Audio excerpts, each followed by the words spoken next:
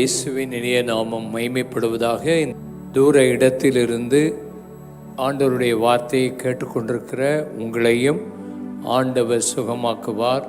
வீடுகளிலே கூடி ஆண்டவருடைய வார்த்தையை ஆங்காங்கே கேட்டுக்கொண்டிருக்கிற உங்களையும் ஆண்டவர் தொட்டு சுகமளிக்க போதுமானவராக இருக்கிறார். உங்கள் விசுவாசத்தின்படி இன்று உங்களுக்கு ஆகக்கடவது என்ற வார்த்தையின்படி நாம் கர்த்தருடைய வார்த்தையை கேட்கப் போகிறோம்.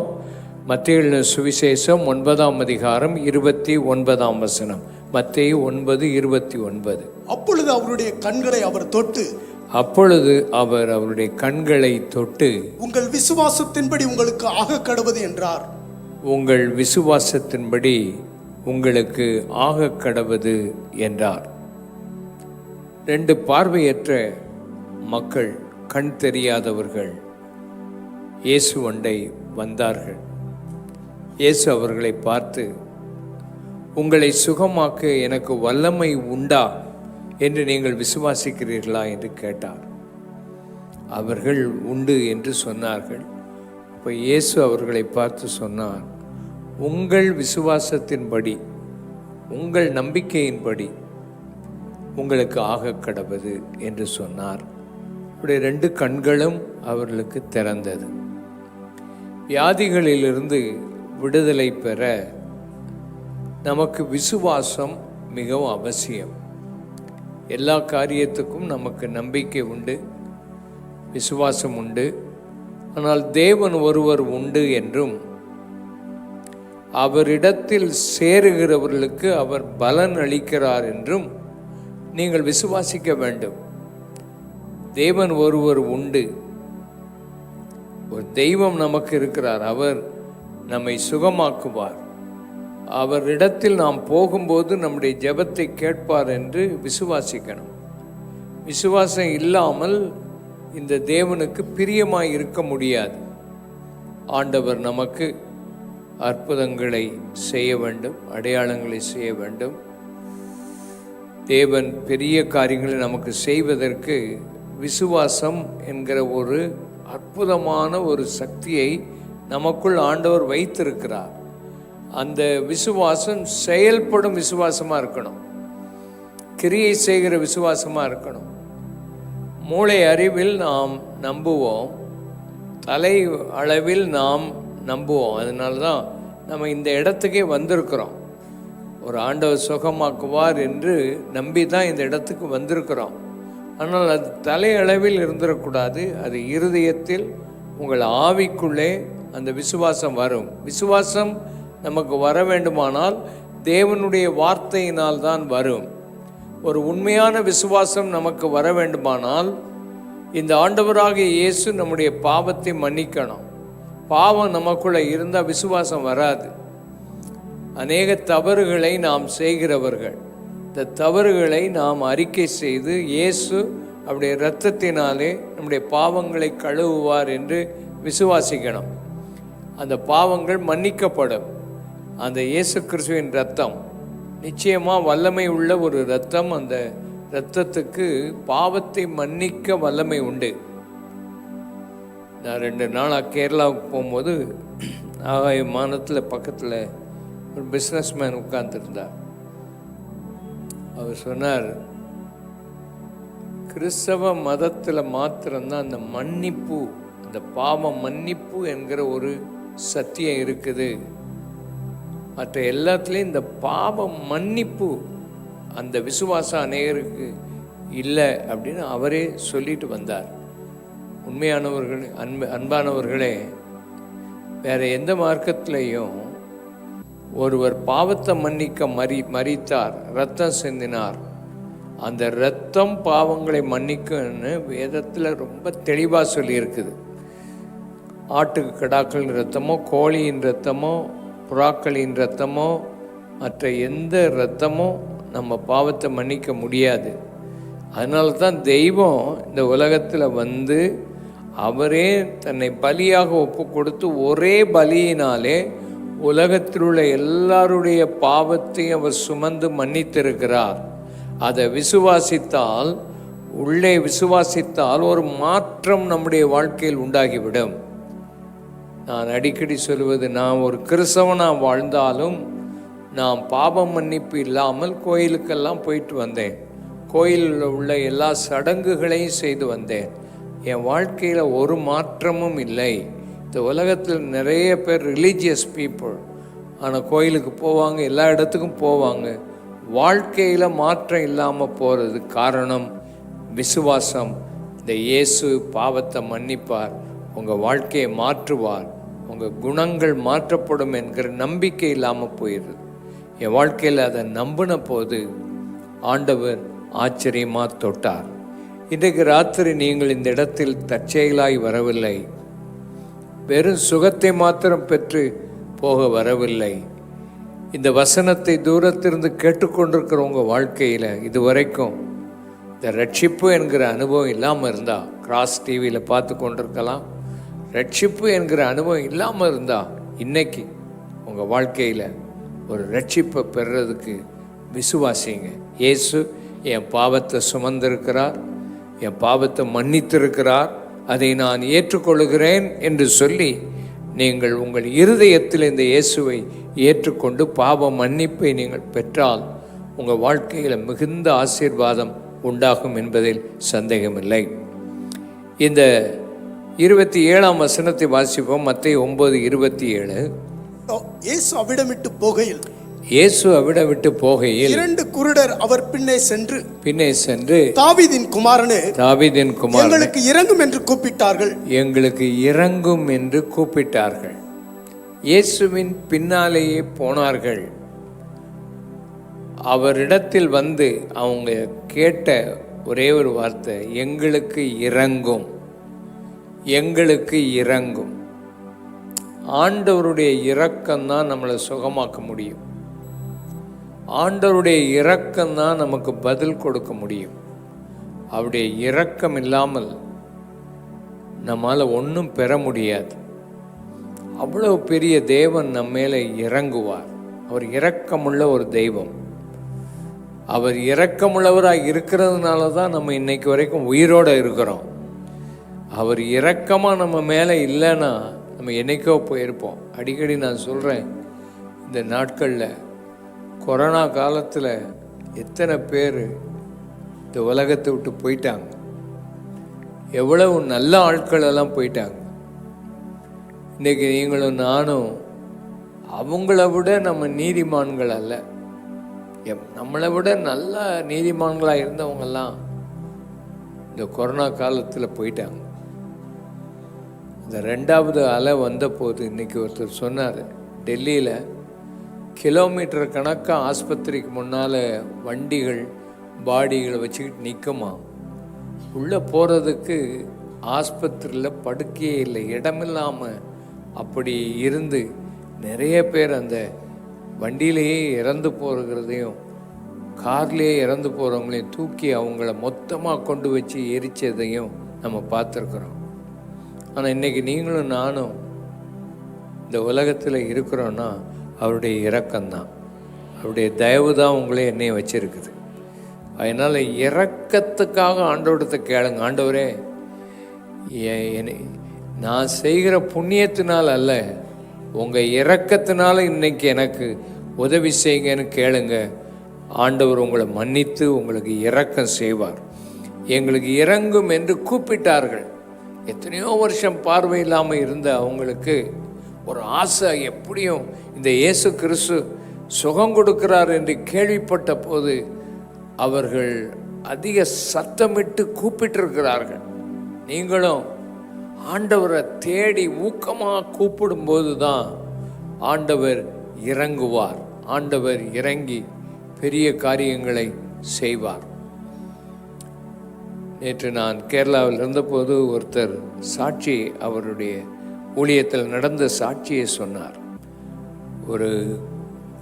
ஒரு குழந்தைக்கு சோமலாமல் மூளையில் இரத்த கசிவு ஏற்பட்டு அந்த குழந்தைக்கு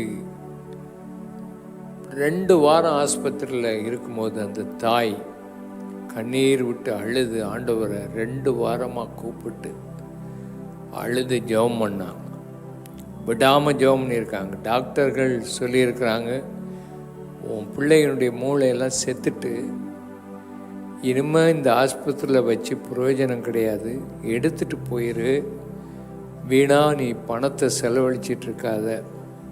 ஒவ்வொரு டாக்டரும் வந்து காலையில் அந்த அம்மாவை கூப்பிட்டு அப்படி தான் சொல்லுவாங்க, நீ வீட்டுக்கு எடுத்துகிட்டு போயிரு, இந்த குழந்தையுடைய மூளை செத்து போச்சு, இனிமேல் இதில் ஒரு பிரயோஜனமும் கிடையாது. ஆனால் அந்த அம்மா விடலை, என் பிள்ளைக்கு சுகம் கிடைக்கும், அற்புதம் நடக்கும், நான் ஆண்டவரை நோக்கி பார்த்துக்கிட்டு இருக்கிறேன் அப்படின்னு சொல்லி அந்த அம்மா விடாமல் ஜெபம் பண்ணிவிட்டு தன்னுடைய குழுவில் இருந்த அந்த மூப்பருக்கு எல்டருக்கு சொல்லி அந்த பாஸ்டர்கிட்ட கொஞ்சம் தெரியப்படுத்துங்கன்னு சொன்ன உடனே அந்த பாஸ்டர் யாங்குன் லீ என்கிறவர் அவர் அந்த ஆஸ்பத்திரிக்கு போயிருக்கிறார். அப்போ இந்த அம்மாவும் கூட வந்திருக்குது. அவர் கையை வச்சு விசுவாசத்தோடு, ஆண்டவரே இந்த தாய் அழுது ஜெபம் பண்ணது, இந்த குழந்தைக்கு உண்மையாகவே அது உயிர் வரணும், அற்புதம் நடக்கணும் அப்படின்னு சொல்லி தலையில் கை வச்சு ஜெபம் பண்ணியிருக்கிறார். ஜெபம் பண்ண நேரத்தில் அந்த குழந்தை கையை தூக்கியிருக்கிறது. கையை தூக்கின உடனே ஆச்சரியப்பட்டிருக்கிறாங்க. ஆனால் டாக்டர் வந்து பார்த்துட்டு சொல்லியிருக்காங்க, கையெல்லாம் தூக்குறதுனால இதுக்கு உயிர் வந்துடும்னு நினச்சிடாதீங்க, அது மூளையெல்லாம் செத்து போச்சு அப்படின்னு தான் சொல்லிட்டு போயிருக்கிறாங்க. ஆனால் கொஞ்ச நேரத்துக்கு அப்பால் அந்த பிள்ளைக்கு நல்ல மூளை வேலை செய்து அந்த பிள்ளையினுடைய கைகள் கால்கள் செயல்பட்டு அந்த பிள்ளையை ஆண்டவர் உயிரோடு எழுப்பி அவர் அற்புதம் செய்திருக்கிறார். இப்படி அருமையான சாட்சி. இது என்ன நமக்கு காண்பிக்கிறது? ஊக்கமாக ஜெபம் பண்ணணும், விடாமல் ஜெபம் பண்ணணும். ஏதோ ஒரு நேரம் வந்து இயேசுவை பார்த்துட்டு போயிட்டு ஏதோ ஒரு நேரம் அற்புதம் நடக்கும்ன்ட்டு நினச்சிடக்கூடாது. ஆண்டவரே நான் உம்மை விட மாட்டேன், நீர் எனக்கு அற்புதம் செய்யணும் அப்படின்னு அந்த தாய் அழுது ஜெபம் பண்ணும்போது ஆண்டவர் எப்படி அற்புதம் செய்கிறார். இன்னொரு சாட்சியை சொன்னார், ஒரு பிள்ளைக்கு மூளை வளர்ச்சி இல்லை, அந்த பிள்ளைக்கு படிப்பு வராது, அந்த பிள்ளைய படிக்கிறதுக்கு எந்த ஸ்கூலுக்கு அனுப்புனாலும் எல்லா பிள்ளைகளும் அந்த பிள்ளைய பரியாசம் பண்ணி அந்த பிள்ளைய வீட்டுக்கு அனுப்பிடுவாங்க, அந்த பிள்ளைக்கு படிப்பே வராது அப்படின்னு சொல்லி அதுக்கு ஸ்பெஷலாக வேற எங்கேயாவது ஸ்கூலுக்கு அனுப்புங்க அப்படின்னு சொல்லிட்டாங்களாம். ஆனால் அந்த அம்மா விடலை, போராடி ஆண்டவரே என் பிள்ளை இந்த ஸ்கூலில் தான் படிக்கணும், அந்த பிள்ளைக்கு நீர் ஒரு அற்புதம் செய்யணும், அந்த பிள்ளையை கொண்டு ஸ்பெஷல் ஸ்கூல்லலாம் நான் போட மாட்டேன், நீங்கள் தான் எனக்கு உதவி செய்யணும்னு சொல்லி அந்த அம்மா விடாமல் ஜெபம் பண்ணியிருக்கு பாருங்கள். ஆண்டவர் அற்புதமாக அந்த பிள்ளையை மூளையை தொட்டு சுகமாக்கி அவள் அந்த ஸ்கூல்லையே நல்லா படிக்க ஆண்டவர் அற்புதம் செய்திருக்கிறார். அல்லேலூயா. கை வைத்து கர்த்தரை துதிப்போம். ஆமேன். எல்லாரும் கைகளை வைத்து கர்த்தரை தோத்திரம் பண்ணும். ஆண்டவர் அப்படி அற்புதம் செய்வார். ஆண்டவரால் முடியாத ஒன்றுமே இல்லை. என்னுடைய பேர மகள் ஒருத்தருக்கு அப்படி தான் படிக்கவே முடியல, அவள் ஸ்கூலுக்கும் போக மாட்டேன்னு சொல்லுவாள். ஆனால் அவன் அம்மா உட்காந்து ஜெபம் பண்ணான், போராடி ஜெபம் பண்ணான், எங்கேயும் ஆண்டவர்கிட்ட அழுது எப்படியாயின்னு என் மகளை நீர் சுகமாக்குன்னு சொன்ன போது அவளுக்கு நல்ல சுகமாகி ஒழுங்காக ஸ்கூலுக்கு போய் ஒழுங்காக படிக்கிறா. கை வைத்து கத்துற துதிங்க. நல்ல கைகளை உயர்த்தி, ஆண்டவரால் முடியாது ஒன்றுமே இல்லை. நம்ம ஆண்டவர் இரக்கமுள்ளவர். அவரை விசுவாசித்தா, அவரை விடாமல் அவரை கூப்பிட்டால் நிச்சயம் அற்புதம் நடக்கும். ஹல்லேலூயா. 28ஆம் வசனம் வாசியுங்கள். 28. அவர் வீட்டிற்கு வந்த பின்பு அந்த குருடர் அவரிடத்தில் வந்தார்கள். அவர் வீட்டுக்கு வந்த பின்பு அந்த குருடர்கள் அவரிடத்தில் வந்தார்கள். இயேசு அவர்களை நோக்கி இதை செய்ய எனக்கு வல்லமை உண்டென்று விசுவாசிக்கிறீர்களா? இதை செய்ய எனக்கு வல்லமை உண்டு என்று நீங்கள் விசுவாசிக்கிறீங்களா என்று கேட்டார். அதற்கு அவர்கள் ஆம் ஆம் விசுவாசிக்கிறோம் ஆண்டவரே என்றார். விசுவாசிக்கிறோம். ஆண்டவர் கேட்கிறார், இதை நான் உனக்கு செய்ய வல்லமை உண்டு, என்கிட்ட அந்த வல்லமை இருக்குன்னு நீ விசுவாசிக்கிறியா? நீங்கள் உலகத்தில் எத்தனையோ வல்லமையை நம்புவீங்க, எத்தனையோ இடத்துக்கு போயிருக்கிறீங்க, உங்களுக்கு சுகம் கிடைக்கல. ஆனால் இயேசு கேட்குறார், நான் உனக்கு இதை செய்ய முடியும்னு நீ விசுவாசிக்கிறியா? எனக்கு இந்த வல்லமை இருக்குன்னு நீ விசுவாசிக்கிறியா? இந்த ஆண்டவராக இயேசு கிறிஸ்து இந்த உலகத்தை உண்டாக்கினவர் அவர் தான். இந்த உலகத்தில் உள்ள அத்தனையும் தன்னுடைய வார்த்தையினால சிருஷ்டித்திருக்கிறார். அவர்கிட்ட வல்லமை உண்டு, எத்தனையோ வல்லமை. அவர் காற்றையும் கடலையும் அதட்டினா அது நிற்கிறதுக்கு ஒரு வல்லமை உண்டு. அல்லேலூயா. நம்ம பட்டணத்தை ஆண்டவர் காக்கணும். இப்போ ஒரு மாதிரி மழையும் காற்றும் அடிச்சுக்கிட்டு இருக்குது. ஜெபம் பண்ணணும். கொஞ்சம் நேரம் மழை ஓங்கி அடிச்சிச்சுன்னா நம்ம பட்டணம் தாங்காது. ரோடெல்லாம் தண்ணி ஆயிடுது, வீடுகளுக்குள்ளே தண்ணி வந்துடுது. ஆனால் நம்ம ஜெபம் பண்ணணும். இந்த மாதிரி மழை காற்றுகள் நம்ம பட்டணத்தை அழிக்கக்கூடாது. ஜெபம் பண்ணால் ஆண்டவர் கேட்பார். எத்தனை பேர் விசுவாசிக்கிறீங்க? ஆமே. மழையை கொண்டு வரவும் அவரால் முடியும், மழையை நிறுத்தவும் அவரால் முடியும். ஆமேன். இன்றைக்கி ஒருத்தர் அருமையான சாட்சி சொன்னார். ஒரு அம்மா இயேசுவை ஏற்றுக்கொண்டு அவங்க ஊருக்கு போய், கிராமத்துக்கு போய் இயேசுவை பற்றி சொன்னபோது அந்த கிராமத்து மக்கள் அந்த அம்மாவை பிடிச்சி ஒரு மரத்துக்கு கீழே கொண்டு வச்சு சொன்னாங்களாம், உன்னை இப்போ தீ மண்ணனை ஊற்றி தீ கொளுத்த போகிறோம் அப்படின்னு சொன்ன உடனே, அது ஒரு படிப்பறிவில்லாத ஒரு அம்மா. அந்த அம்மா என்ன சொல்லியிருக்குன்னா, நீங்கள் இப்போ தீ கொளுத்துனீங்கன்னா எங்கள் ஆண்டவர் எனக்கு மழையை கொண்டு வந்து தீ அணைச்சிருவார் அப்படின்னு சொல்லிச்சான். சொன்ன உடனே மழை பெய்ய ஆரம்பிச்சிட்டு, மழை பெஞ்ச உடனே அந்த கிராமமே பயந்து அந்த அம்மாவை ஒன்றும் செய்யலை. அந்த இடத்துல இப்போ ஒரு சர்ச்சு ஒன்று இருக்குது. இப்படி தான் ஆண்டவர் அற்புதம் செய்வார். இதெல்லாம் சாதாரணமாக இருக்கிற மக்கள் ஆண்டவரை அவ்வளோ விசுவாசிக்கிறாங்க. நமக்கு கொஞ்சம் படிப்பு, கொஞ்சம் பணம் எல்லாம் வந்துட்டுனா ஆண்டவரை மாத்திரம் விசுவாசிக்க மாட்டோம், மற்ற எல்லாத்தையும் விசுவாசிப்போம். அந்த சிம்பிள் ஃபெய்த் நமக்குள்ளே இல்லாமல் போயிடுது. இந்த மாதிரி படிப்பறிவில்லாத மக்கள் ஆண்டவரை அப்படியே விசுவாசிக்கிறாங்க. அப்படி விசுவாசிக்கும் போது ஆண்டவர் அற்புதங்களை செய்கிறார். அவருக்கு எதையும் செய்ய வல்லமை உண்டு. இன்னைக்கு உனக்கு அற்புதம் செய்ய அவரிடத்தில் வல்லமை உண்டு என்று நீ விசுவாசித்தால் உனக்கு அற்புதங்கள் நடக்கும். அவர்கள் கண்களை தொட்டு சுகமாக்கினார். நம்ம ஆண்டவர் எங்கேயோ தூரத்தில் இருக்கிற ஆண்டவர் அல்ல, உன்னை தொடுகிற ஆண்டவர். உன் மேலே அவருடைய கை வரும், அவர் உன்னை தொடுவார், உனக்கு அற்புதங்களை அவர் செய்வார். அவர் அவர்களை தொட்டார். நம்ம ஆண்டவர் தூரத்தில் இருக்கிறவர் அல்ல, அவர் சமீபத்தில் வருகிறவர், உன்னை தொடுகிறவர். நீ விசுவாசித்தால் அவருடைய தொடுதலை நீ உணர்வாய். கர்த்தர் உன்னை நிச்சயம் தொட்டு உன்னை சுகமாக்குவார். உடனே அவர்கள் கண்கள் திறக்கப்பட்டது. அவங்க விசுவாசிக்கிறேன்னு சொன்ன உடனே, வல்லமை உண்டு என்று விசுவாசித்த உடனே, ஆண்டவரே எங்கள் கண்கள் திறக்கப்படும் என்று விசுவாசிக்கிறோம் என்று சொன்ன உடனே கண்ணு உடனே திறந்துட்டு, 2 கண்ணும் அவங்களுக்கு திறந்துச்சு. உனக்கு இருக்கிற எல்லா வியாதியும் சுகமாக்க ஆண்டவர் வல்லமை உடையவர். இந்த கண் தெரியாதவங்க, எனக்கு ஒரு கண்ணு மாத்திரம் திறந்தா போதும், ஒரு கண்ணை வச்சு பிழைச்சிக்கிடுவேன்னு விசுவாசித்தா அந்த விசுவாசத்தின்படி தான் அவங்களுக்கு நடந்திருக்கும். ஒரு கண்ணு திறந்திருக்கும், அடுத்த கண்ணு குருடாத்தான் இருந்திருக்கும். ஆனால் அவங்களுக்கு 2 கண்ணும் திறக்கப்படும்னு விசுவாசம் இருந்ததுனால அவர் 2 கண்களையும் ஆண்டவர் திறந்தார். உன் விசுவாசம் என்ன? இன்னைக்கு ஆண்டவர் உன்னை சுகமாக்குவார். இன்னைக்கு உனக்கு இருக்கிற எல்லா வியாதியும் சுகமாகும். எல்லா வியாதியும், உச்சந்திலிருந்து உள்ளங்கால் வரைக்கும் உனக்கு என்ன வியாதி இருந்தாலும் அத்தனை வியாதியும் சுகமாக்குவார். ஆண்டவருடைய கரம் உன்னை தொடும். சில வியாதிகள் வந்துட்டுனா ஒவ்வொரு அவயவமாக அது கெடுத்துட்டு போகும். ஆனால் இன்னைக்கு ஆண்டவர் எல்லா அவயவத்தையும் தொட்டு சுகமாக்க அவர் வல்லமை உடையவர். ஆண்டவரால் முடியாது ஒன்றுமே இல்லை. ஆண்டவர் உன்னை சுகமாக்குவார். 2வது மத்தேயு 15:28 வாசிப்போம். இயேசு அவளுக்கு பிரதியுத்தரமாக,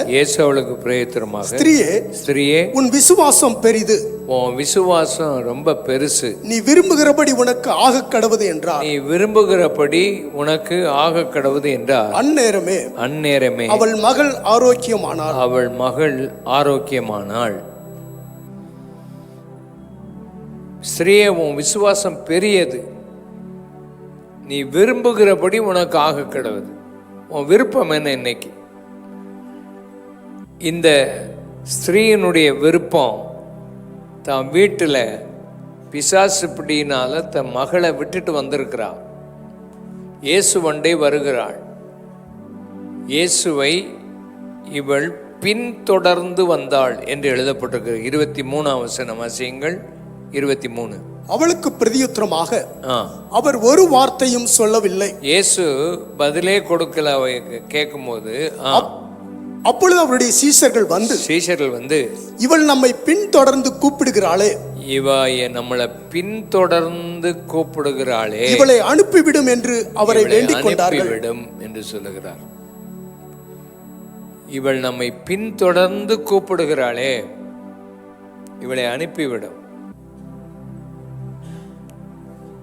கூப்பிட்டுக்கிட்டே போறா. இயேசு கேட்ட மாதிரி தெரியல. சீஷர்கள் எப்பவுமே மற்ற ஆட்களை விரட்டுற ஆட்கள் தான்.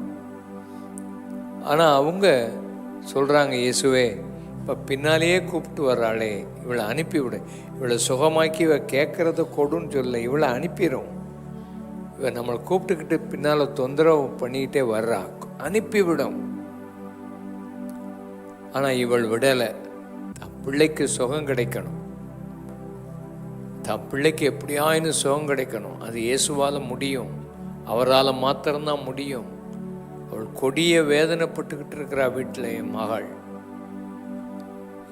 உண்மையாக உன் வாழ்க்கையில் இயேசுவை தொடர்ந்து கூப்பிடுறியா?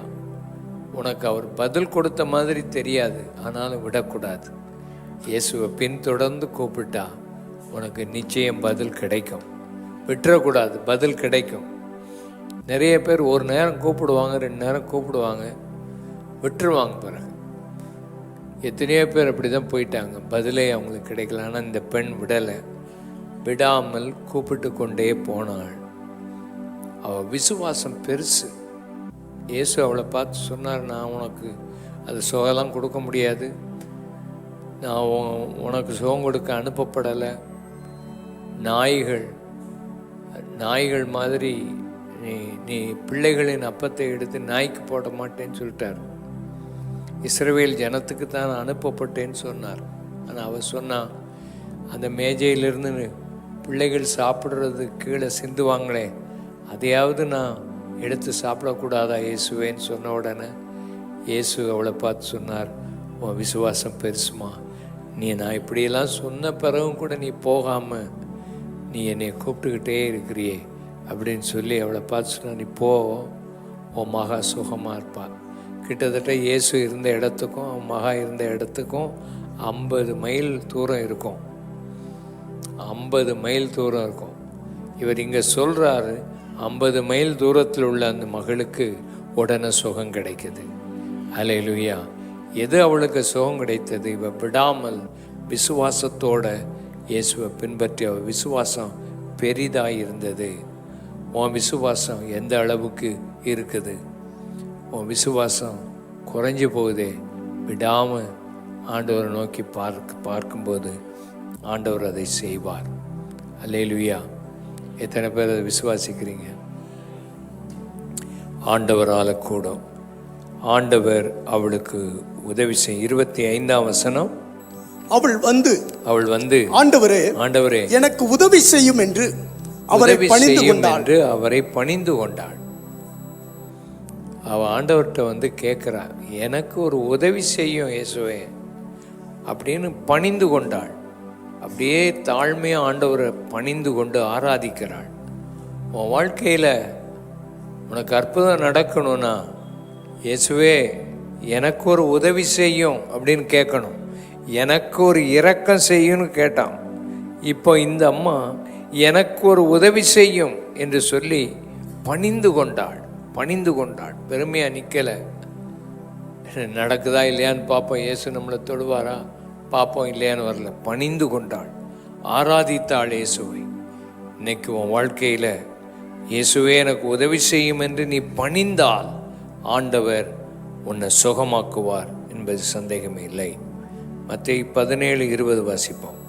அதற்கு இயேசு உங்கள் அவிசுவாசத்தினாலே தான் அவிசுவாசத்தினாலே தான். கடுகு விதை அளவு விசுவாசம் உங்களுக்கு இருந்தால், கடுகு விதை அளவு விசுவாசம் உங்களுக்கு இருந்தால், நீங்கள் இந்த மலையை பார்த்து இவ்விடம் விட்டு அப்புறம் போ என்று சொல்ல, இவ்விடம் விட்டு அப்புறம் போ என்று சொல்ல, அது அப்புறம் போகும். அது அப்புறம் போகும். உங்களால் கூடாத காரியம் ஒன்றும் இராது என்று மெய்யாகவே உங்களுக்கு சொல்லுகிறேன். உங்களால் கூடாத காரியம் ஒன்றும் இராது என்று மெய்யாகவே உங்களுக்கு சொல்லுகிறேன். விசுவாசம் நமக்கு வேணும். என்ன விசுவாசம் வேணும்னா, கடுகு அளவு விதை அளவு உள்ள விசுவாசம் நமக்கு இருந்தால் போதும். அந்த விசுவாசம் மலையை பார்த்து பேர்ந்து போன்னு சொன்னால், உன் பிரச்சனை ரொம்ப பெருசாக மலை அளவு இருக்கலாம், மலை போன்ற பிரச்சனையாக இருக்கலாம். ஆனால் உனக்கு விசுவாசம் எவ்வளவு தேவைன்னா, இது ஒரு கொஞ்சம் கடுகு விதைனா கொஞ்சம் இதுதான் இருக்கும். அந்த விதை அளவு விசுவாசம் உனக்கு இருந்தால் போதும், அந்த மலையே பெயர்ந்து போயிடும் அப்படின்னு பைபிள் சொல்லுது. விசுவாசிக்கிறவனுக்கு எல்லாம் கூடும்.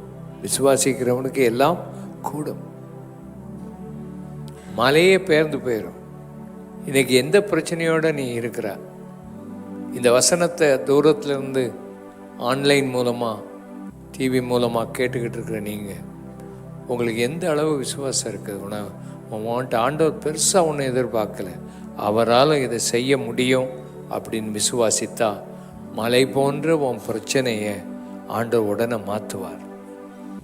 இந்த ஒரு பையனுக்கு சந்திர ரோகம், அதாவது அவனை பிசாசு பிடிச்சி தீயிலையும் தண்ணீரையும் தள்ளிக்கிட்டு இருக்குது.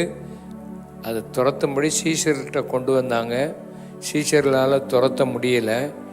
அப்போ இயேசு சொல்கிறார், அவனை என்கிட்ட கொண்டு வாங்கன்னு சொல்லி கூப்பிட்டு அந்த பிசாசை துரத்தி சுகமாக்கிட்டாரு. அப்போ சீஷர்கள் கேட்குறாங்க, ஏன் எங்களால் முடியலை? உங்கள் அவிசுவாசத்தினால தான் அப்படின்னு தெளிவாக சொல்கிறார். நமக்கு நிறைய அவிசுவாசம் இருக்குது. நம்ம வாழ்க்கையை திடன் கொள்ளுங்கள். இன்னைக்கு உனக்கு ஒரு விசுவாசம் வரும், ஆண்டவர் தருகிற விசுவாசம். அந்த விசுவாசம் உன்னை சுகமாக்கும், உன்னை விடுதலை ஆக்கும். நீ செய்ய முடியாதது ஒன்றுமே இருக்காது, எல்லாத்தையும் செய்ய உன்னால் முடியும். உன் வீட்டை சீர்படுத்துவார். ரட்சிக்கப்படாத உன் குடும்பத்தில் உள்ளவங்களை கர்த்தரால் மாற்ற முடியும். ஜெபமணி விட்டுறாத, தொடர்ந்து நீ ஆண்டவர் மேலே நம்பிக்கை வை. ஆண்டவர் பெரிய காரியத்தை செய்வார். அதனால விசுவாசத்தை மாத்திரம் விட்டுறாத. மத்தேயு 9:22 வாசியுங்கள். இயேசு திரும்பி அவளை பார்த்து மகளே திடன் கொள், உன் விசுவாசம் உன்னை ரட்சித்தது என்றார். விசுவாசம் உன்னை ரட்சித்தது என்றார். அந்நேரம் முதல் அந்த ஸ்திரீ சொஸ்தமானாள்.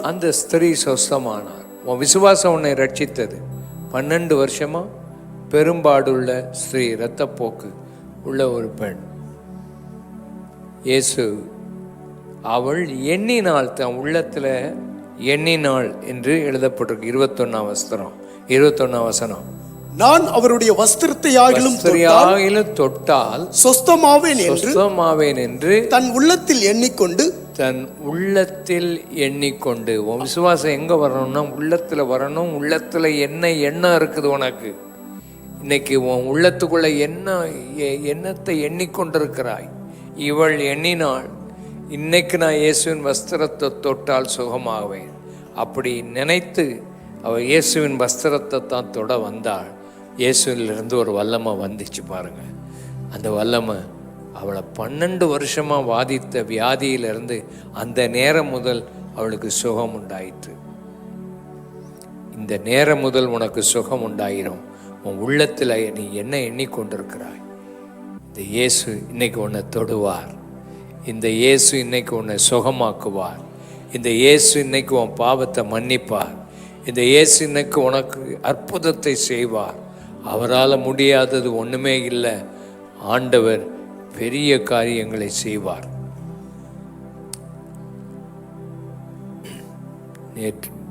நேற்று முந்தின நாள் என் கூட என்னைய கவனிக்கிற ஒரு தம்பி, டெல்லியில் உள்ள தம்பி கேட்ட, நீ எப்படிப்பா ரட்சிக்கப்பட்டார்? சொன்னால், எங்கள் அப்பா ஒரு பூஜாரி. நான் பிறந்ததுலேருந்து கோயிலில் தான் வளர்ந்து வந்தேன். எங்கள் அப்பா பூஜாரியாக இருந்தாலும் காலையிலேருந்து சாயந்தரம் வரைக்கும் குடிப்பார். அவர் என்னதான் பேசுகிறாருன்னு தெரியாது. ஆனால் எங்கள் அம்மாவை இன்னொரு சகோதரி இந்த இயேசுகிட்ட கூட்டிகிட்டு வந்து அந்த சர்ச்சில் வச்ச போது அந்த அம்மா ஜெபம் பண்ண போது அந்த அம்மா ரட்சிக்கப்பட்டு தன் கணவனுக்காக அந்த ஐயாவுக்காக ஜெபம் பண்ணியிருக்கார். அந்த ஆள் குடியை விட்டுட்டு இன்றைக்கி ஆண்டவரை இயேசுவை பின்பற்றி நல்ல சந்தோஷமாக அந்த குடும்பம் இருக்குதான். இல்லைன்னா இந்த பூஜாரி குடிப்பாரான்னு கேட்டேன். ஆமாம் குடிக்கார். எங்கள் அப்பா அப்படி தான் குடிச்சிக்கிட்டே இருந்தார். எத்தனையோ வருஷமாக குடித்தார். எங்களை கவனிக்க மாட்டார். ஆனால் கோயிலில் தான் வேலை செய்தார். ஆனால் அவரையும் ஆண்டவர் மாற்றியிருக்கார். இன்றைக்கி நீ விசுவாசித்த உன் ஜெபத்தை கேட்பார். நீ யாராக இருந்தாலும் உன்னை மாற்றுவார். உன் குடும்பத்தில் உள்ளவங்களை கர்த்தர் மாற்றுவார். கண்களை மூடி நாம் ஜெபம் பண்ணுவோம். எத்தனை பேர் வாழ்க்கையில் இந்த இயேசு என் உள்ளத்தில் வரணும் ஐயா, இயேசு என் பாவத்தை மன்னிச்சார், இயேசு அவருடைய ரத்தம் என் பாவத்தை கழுவும், அது என்னை மாற்றி நான் செய்த பாவம் குற்றங்கள் எல்லாத்தையும் ஆண்டவர் மன்னிச்சு அதை கழுவிடுவார். என் குற்றமெல்லாம் மன்னிக்கப்பட்டு என் வாழ்க்கை சுத்தமாகும். என் குடும்பத்தை ஆண்டவர் ஆசீர்வதிப்பார். என் பாவத்தை இயேசு மன்னிப்பார் என்ற விசுவாசம் எனக்கு இருக்குது. எனக்காக வேண்டிக் கொள்ளுங்கள்னு சொல்கிறவங்க கை வைத்து காண்பீங்கள்.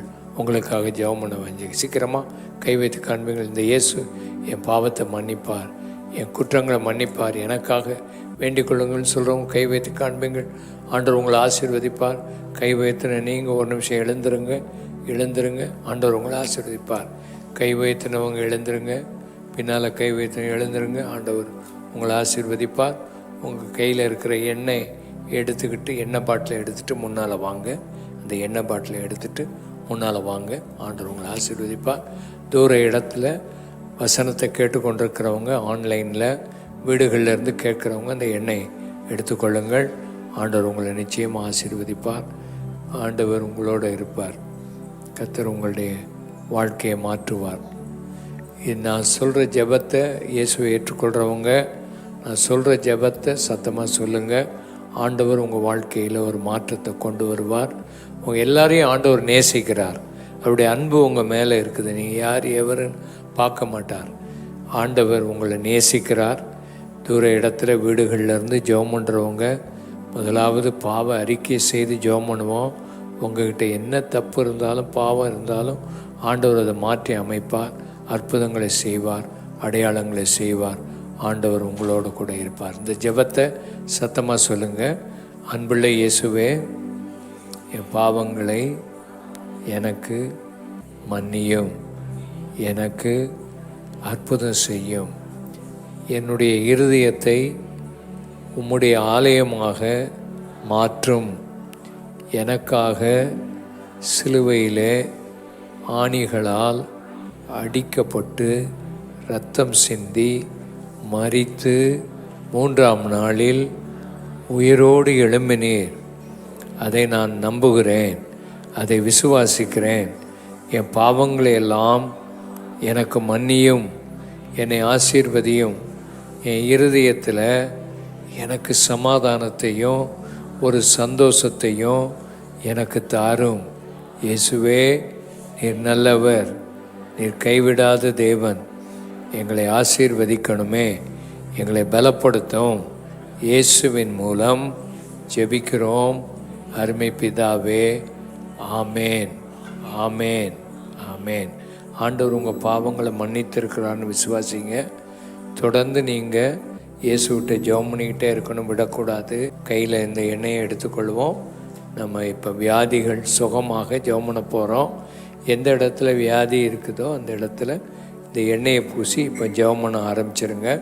எல்லா இடத்துலையும் வீடுகளில் இருக்கிறவங்களும், டிவியில் பார்த்து கொண்டிருக்கிறவங்களும், ஆன்லைனில் பார்க்குறவங்களும் இந்த எண்ணெயை எடுத்து நீங்கள் இப்போது ஜெபம் பண்ணி எந்த இடத்துல வியாதி இருக்குதோ அந்த இடத்துல கைகளை வைத்து நீங்கள் ஜெபம் பண்ணணும். எண்ணெய் பூசி ஜெபம் பண்ணும்படி அன்பாக கேட்குறேன். எல்லோரும் ஜெபம் பண்ணுவோம். எல்லோரும் ஆண்டவரை நோக்கி பார்த்து ஜெபம் பண்ணுவோம். ஏசப்பா, இந்த வியாதி நீங்கள் இந்த எண்ணெயை பூசி ஜெபம் பண்ணுறோம். எல்லோரும் எண்ணெயை பூசி ஜெபம் பண்ண ஆரம்பிச்சிருங்க. இயேசுவின் நாமத்தினால எந்த இடத்துல எண்ணெய் பூசி ஜெபம் பண்ணுறாங்களோ, எந்த இடத்துல வியாதி இருக்குதோ, எந்த இடத்துல போராட்டம் இருக்குதோ அந்த போராட்டத்தை எல்லாம் நீங்கள் மாற்றி அற்புதம் செய்யும்படி நாங்கள் ஜெபம் பண்ணுகிறோம். இயேசுவின் நாமத்தினால வயிற்று கட்டிகள் சுகமாகட்டும், கேன்சர் நோய்கள் சுகமாகட்டும், மனநோய்களை இன்றைக்கு நீர் சுகமாக்குகிறீர். மனநோய் உடையவர்களை நீர் இன்றைக்கு அற்புதமாக தொட்டு சுகமாக்கும் ஆண்டவரே. இந்த மனநோயின் எல்லா போராட்ட ஆவிகளையும் மாற்றிவிடும். முழங்கால்கள், மூட்டுகள், கணுக்கள், ஊன்கள், தசைகள், பலவிதமான எலும்புகளில் இருக்கிற போராட்டங்கள் நசரனாகிய இயேசுவின் நாமத்தினால, இயேசுவின் நாமத்தினால இன்றைக்கு மூட்டு வியாதிகள், முழங்கால் வலிகள், எலும்புகள், சேராத கூடாத எலும்புகள் எல்லாவற்றையும் நீ தொட்டு சுகமாக்கும். எல்லா இன்ஃபெக்ஷனையும் நீ சுகமாக்கி போடும். ஆண்டவரால் முடியாதது ஒன்றுமே இல்லை. எந்த பிசாசும் தொந்தரவு பண்ணக்கூடாது. எல்லா போராட்ட ஆவிகளையும் மாற்றிவிடும். வீட்டுக்குள்ளே ஒரு சமாதானம் தாரும். அசுத்த ஆவிகளெல்லாம் வெளியேறட்டும். இயேசுவின் வல்லமை இப்பொழுது தொட்டு சுகமாக்கட்டும். கர்த்தர் பெரிய காரியங்களை நீ செய்கிறதற்காக ஸ்தோத்திரம். தேவன் விடுதலை கொடுக்கிறீர், அற்புதங்களை செய்கிறீர், அடையாளங்களை செய்கிறீர். பயத்தின் ஆவியை இன்றைக்கு எடுத்து போடுகிறீர். பயத்தின் ஆவி வெளியேறுகிறது இயேசுவின் நாமத்தினால. எல்லா போராட்டங்கள், சமாதானம் இல்லாமல் இருக்கிற வீடுகளுக்குள்ள சமாதானம் பிரவேசிக்கட்டும். பயத்தின் ஆவியில் பிடிக்கப்பட்டிருக்கிற எல்லாரையும் பயத்தின் ஆவியிலிருந்து விடுதலையாக்கும். அவிசுவாசத்தை அப்புறப்படுத்தும். இருதய வியாதியை சுகமாக்கும். குடல் புண்களை சுகமாக்கும். அஜீரண சக்திகள் ஆண்டவரே மக்களுக்குள்ளே இருக்குது, அதெல்லாம் சுகமாக்கும். எல்லா வயிற்று வேதனைகளை சுகமாக்கும். இயேசுவின் நாமத்தினாலே எல்லா போராடி கொண்டிருக்கிற போராட்ட வியாதிகள் நீங்கி போகட்டும். கிட்னி வியாதிகள் சுகமாகட்டும். கிட்னி நோய்களை தொட்டு சுகமாக்கும். கிட்னி கல் வெளியேறட்டும். இயேசுவின் நாமத்தினாலே கிட்னி கல் வெளியேறட்டும். ஆண்டவரின் நுரையீரல் பிரச்சனை, மூச்சு திணறல்கள் மாறி நல்ல சுகம் உண்டாகும்படி நாங்கள் ஜெபிக்கிறோம். கர்த்தரால கூடாது ஒன்றுமே இல்லை. உச்சந்தலையிலிருந்து உள்ளங்கால் வரைக்கும் ஒவ்வொரு ஆட்களையும் நீர் தொடுகிறீர் ஆண்டவரே. குருடர்களை தொட்டவர் ஆண்டவரே. பயங்கரமான வியாதியில் உள்ளவர்களை சுகமாக்கினீரே. நீ போ, நீ சுகமாய் இருப்பாய், உன் பிள்ளை சுகமாய் இருக்கும் என்று நீ சொல்லி அனுப்பினீரே. உம்முடைய பிள்ளைகளெல்லாம் சுகமாய் போக நாங்கள் ஜெபிக்கிறோம். உம்முடைய நாமத்தினால் ஒவ்வொருவரையும் தொட்டு சுகமாக்கும். ஒவ்வொருவர் மேலும் உம்முடைய கரத்தை வைத்து அற்புதம் செய்யும் ஆண்டவரே. அடையாளங்களை செய்யும். தூர இடத்தில் இருந்து என்னென்ன வியாதிக்காக ஜெபமணி கொண்டிருக்கிறார்களோ அத்தனை வியாதிகளையும் சுகமாக்க இன்றைக்கு உம்மால முடியும் என்பதை விசுவாசிக்கிறோம். இயேசுவின் நாமத்தினாலே குடல் புண்கள் சுகமாகட்டும். தோல் சம்பந்தமான வியாதிகள் சுகமாகட்டும் ஆண்டவரே. கசப்பு வைராக்கியங்களெல்லாம் வெளியேறட்டும் ஆண்டவரே. மன்னிக்க முடியாதவர்களை மன்னிக்கிற சக்தியை நீர் கட்டளையிடும் ஐயா. வேதனையோடு கவலையோடு வந்திருக்கிற பிள்ளைகள் கவலையெல்லாம் மேலே எடுத்து வைத்து கொள்ளும். ஆசீர்வதியும் ஆண்டவருடைய நாமத்தினாலே. உச்சந்தலை முதல் உள்ளங்கால் வரைக்கும் கைகள் நீட்ட முடியாதவங்க, விரல்கள் நீட்டி மடக்க முடியாதவர்கள், கால்களை தூக்கி வைக்க முடியாதவர்கள் எல்லாருடைய கால்களையும் பலப்படுத்தும். இன்றைக்கு அற்புதம் நடக்கிறதுக்காக ஸ்தோத்திரம். சப்பானியை நீ எழுந்து நட என்று சொல்லி தூக்கி விட்டது போல இயேசுவின் நாமத்தினாலே கால்கள் எல்லாம் சுகமாகட்டும் ஆண்டவரே. வயிற்று வலிகள், கட்டிகள் மறைந்து போகட்டும். இயேசுவின் நாமத்தினாலே எல்லாரையும் சுகமாக்கும். நீ சுகமாக்கி இருக்கிறதுக்காக ஸ்தோத்திரம். அவங்க சொல்லாத எந்த வியாதிகள் இருந்தாலும் அந்த வியாதிகள் எல்லாம் சுகமாகட்டும். இன்னைக்கு நீ தொட்டதுக்காக ஸ்தோத்திரம். எல்லாரும் கைகளை உயர்த்தி கர்த்தரை ஸ்தோத்திரம் பண்ணுவோம்.